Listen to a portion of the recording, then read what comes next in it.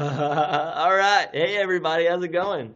I don't know if you can see me. I don't know if you can hear me. According to Facebook, or according to the thing that we're using, we're live. And so, so really, really super funny moment. All right. First of all, I just said I'm late. Moment that just happened, right? So I come in and I get everything set up. And I get things rolling. So if you're with me, please let me know that you're with me. Okay, like give a little shout out, tell me good morning, something like that. Okay, let me hold on a second. Try again. Uh, sorry, I'm texting Polly and Tori. So here's a great thing that happened. So I came in this morning. I got everything set up. I pushed go live, connect on the computer here, and I was just like rolling for the past like 15 minutes. And I wasn't actually turned on. Like I was turned on, but the feed itself was not connected. So woohoo! Things you learn from being online all the time. All right. So hopefully we're good now, and hopefully you can see me. Hopefully we're out there. Hopefully we're live. So if you can, yes, Bonnie and Michael can see you. Woohoo! Thanks, guys. So I basically was just for the last 15 minutes just talking to the internet, but I wasn't talking to the internet. I was talking to myself. So that's kind of what I do, I guess. All right, well, great. That was a practice run. So good morning, everybody. I can see and hear you. Good morning, Mark. Good morning, Marion. How you doing? So, all right. Well, cool. So thank you guys for bearing with me for the second time around, even though you don't know that. I was wondering, man, I'm sitting there wondering why I don't have any, no comments, like nobody's responding, nobody's saying anything. I'm just sitting here like, my insecurities are starting to kick in. I'm like, man, nobody like cares about Wednesday. What's up today? Hi, Rose. Good morning, Mom. Yes, Bonnie, that was really good practice, I hope. So, that's so funny. Anyway, you should have seen the text message I got from Polly and Tori. Anyway, or actually it was from Polly. But all right. So anyway, so here's my Wednesday what's up thought take two. All right. So this past Sunday, I'm gonna be laughing about that all day long. This past Sunday, we talked about like living from what God has already done for us instead of trying to strive for a place of acceptance, a place of worth, a place of identity, a place of victory and a place of freedom. Good morning, Chris. How's it going, man? So we talked about all that, and one of the things that we said in the beginning of that whole conversation is that we are all like we naturally start from a place of deficit, right? Because of sin in our lives, we naturally start from a place of deficit. We start like in debt already to something, and so we've already got this ground that we're trying to make up, and this space that we can't quite we can't cover that gap. And so here's kind of my thought process when it comes to some of those things. Like first of all, when it comes to a place of deficit, here's what we tend to do. Anytime we're in a place of deficit, we naturally want to do something to change that situation so that we're not operating out of a place of deficit anymore, but we're trying to we're trying to change that situation because we hate that. But here's what I know and here's what I've learned. You never want to make a big decision or a major choice out of a place of deficit. Like now, don't get me wrong, because there are times where you are going to want if you're in the wrong situation, you definitely need to change something, right? Right? Like you need to make a shift. Sometimes you just need to do something to change what's happening. But here's what we tend to do. Anytime we're in a place of deficit, we'll tend to make decisions as just like we're just hoping that hopefully we make the right decision.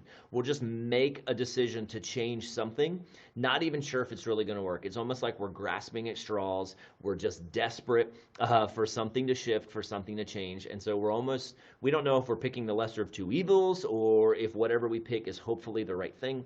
And it kind of reminds me, it takes me back to my master's commission days where one of the things we always talked about, especially in our school assemblies, is that there's a difference between deciding something and having a choice, making a choice. And so, not to get too much into grammar, but when you look at the word decide, it naturally has like a negative killing behavior. So the first part of decide, the same as destroy, de-emphasize. It's just this negative thing, right? And then you look at the word side. Well, side is insecticide, pesticide, where things are being killed. So anytime we decide, we're making a negative killing behavior, right? And so what tends to happen is we will make decisions out of a place of deficit, hoping that that decision will be the right answer, hoping that the decision will bring life, will fill in the gap. We're hoping that our decision will change something. But honestly, we have no idea. When we make a decision in that set of circumstances, we don't have any real clarity. We don't have any real direction for it. It's almost like we're just rolling the dice, hoping that what we do gives us the right outcome, or it at least gives us a better outcome, or hopefully doesn't make things worse, right? So that's what happens when we decide. But when we make a choice, when we choose something, we're choosing with clarity. We're choosing with purpose. We're choosing with focus. We're choosing knowing what the end goal is. And so to me, anytime I feel like I'm in a place of deficit, maybe I feel like I'm not enough, maybe I feel like I'm frustrated by my circumstances, or maybe I'm frustrated by my job, or maybe I'm frustrated by relationships that I have, or maybe I'm just feeling empty. I'm feeling like something's not working. Anytime I'm in a place of deficit, I am tempted to make a rash decision in order to change the outcome and get to a better place. But anytime we make a decision in a place of deficit, we're just grasping at straws. But what we want to do is make a choice. So again, I'm not saying we shouldn't change something.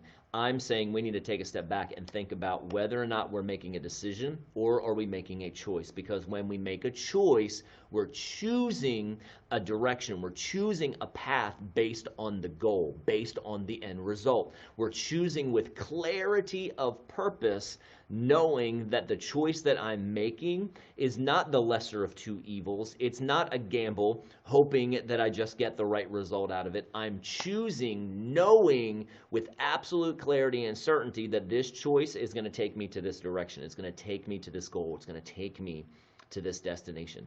And so it reminds me of a couple passages of Scripture. One of them is found in Philippians chapter 3. Where the Apostle Paul says, I press on, I reach ahead because I'm trying to attain something for which I have been apprehended by, right? Like he says, there's something that's apprehended my heart. There's something that's grabbed a hold of my calling, that's grabbed a hold of my life, and I'm reaching forward because I want to lay hold of that thing. I want to grab it. In that moment, the Apostle Paul is saying that's when you need to make a choice. That's when you're choosing to reach out and grab, to lay a hold of something that you know is leading you in the right direction. It also reminds me of Hebrews chapter 12, verse 1, where the writer says that since we are surrounded by such a great cloud of witnesses, let us throw aside every weight and the sin that so easily ensnares us, and let's run with perseverance the race marked out before us. Listen, I don't know about you, but if you're running a race, you're not just running amok, right? When you're running a race, you're not just running around wildly all over the place. You're running with direction. You're running with purpose. You're running trying to get to the goal, trying to get to the finish line. And so when we are feeling like we're in a place of deficit, when we feel like we're in a place of lack of clarity or confusion or emptiness, that is not the time to make a decision. That's the time to center in and center down on what our goals are, on what we're trying to accomplish. What has God spoken to us? What is God doing in my life? What is the direction that He has for my life? And I'm not going to make a decision just because I hope my situation changes. I'm going to make a choice because I'm trying to get to a goal, because I'm trying to get to a place that is my destination. It is my end result, and that's what I'm going after. And so I don't. Hopefully that helps you just kind of look at the difference between being in a place of deficit and what to do when you're not just making a decision but trying to make a choice. Because I'll be honest, I was kind of challenged. I've been challenged the last couple days, last couple weeks really, but the last couple days I've really been challenged to look introspectively into my heart, and to just say, God, What's going on in here? God, I need you to do something new in me because I'm feeling empty. I'm feeling like I'm in a place of deficit and I don't know what the right decision to make is. And so I just, if I'm transparent, if I'm honest with you, I feel like I'm still in that place and it's okay to be in that place. But I don't want to be in that place and just make a decision because I hope that hopefully do something. If I'm in that place, I want to make a choice. And I want to know with conviction. I want to know with clarity. I want to know with confidence. Where am I walking? What path am I following? What has God spoken into me? And what am I going after in that? I watched a YouTube video yesterday about a well-known preacher that just kind of had, like, God just wrecked him over the last couple months, and specifically over the last couple weeks, and he was just wrecked with all of a sudden now he has this renewed sense of conviction to the power of the gospel. He has this renewed sense of conviction that for the message of the cross and the message of Jesus, and you can tell that he was broken, and like his heart was just like in this sensitive place of recognizing, like, God, I have missed sight of this particular piece of what you've called me to, and now that you have like re-clarified that conviction, not only did he allow God to bring conviction into his life, but now conviction is a good thing because it gives us the clarity standing in that conviction to know what we're standing for and what we're living for and what we're moving towards. So it challenged. I just have to be honest with you guys. Like, it challenged me this week. It challenged me. I'm still in that space of just being open enough to say, God, like, what do you need to do in me? What have I been blindsided to? Maybe blindsided is not the right word. What have I just been blind to in my own life? Because it's just gotten comfortable. Because it's just what I've been used to. What maybe I'm just living inside of this box that I think is what I can control, and it's what I expect God to do and how I expect God to move, and I'm just staying in that space. But the reality is I'm more trapped in a revolving door. I'm not going anywhere. There's movement, there's rotation happening, but I'm not moving in a direction. I'm just moving in circles.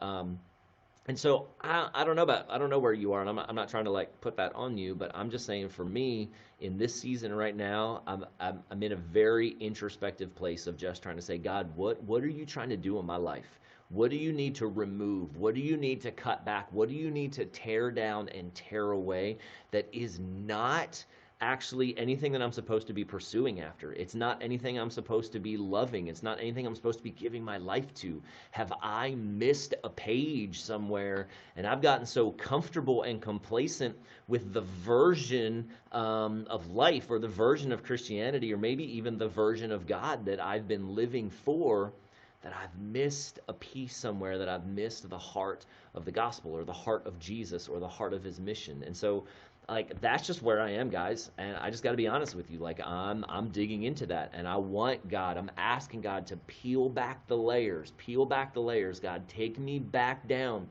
to the core of what you've done in my life and what you're doing in my life and the mission that you've called me to, so that I can run after that with clarity, so that I can run with conviction, so that I can run making a choice with confidence that that's what I'm going after, and I'm not trying to accomplish all of the wrong things.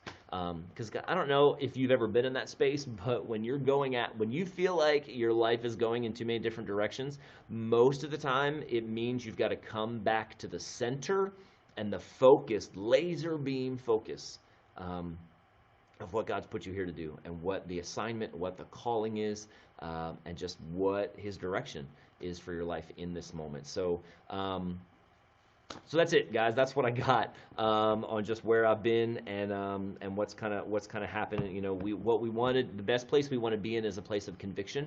On one hand, we want to be in a place of conviction because we're being sensitive and we're allowing God to speak to us. We're allowing God to do work inside of us. But we also want to stand in a place of conviction because when we speak with conviction, when we walk with conviction, when we do things with conviction, then we know why. We know our why. We know our purpose.